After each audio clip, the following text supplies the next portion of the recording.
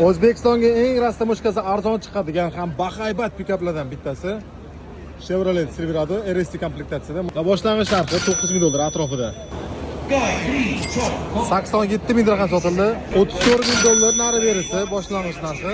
Salon ko'rishingiz mumkin. Salonlar qo'shimli, airbaglar o'tmagan, monitorlar bor, panoramli tomda. 161,000 dirhamga sotildi.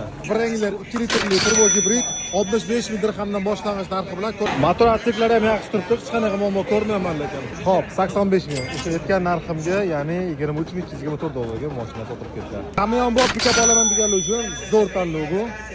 77,000 dirham, bu bo'ladi $21,038. M-Tour Competition. Bu apparatimiz sotildi, nechta sotilganini men yozib qoldiraman. Toyota Tundrani ko'ramiz, oldida ozgina ishi bor. Bu hech narsa nasib o'tmagan. Otamiz oldida, otamiz o'rnimizda qoldi. Xo'p, akamiz oldida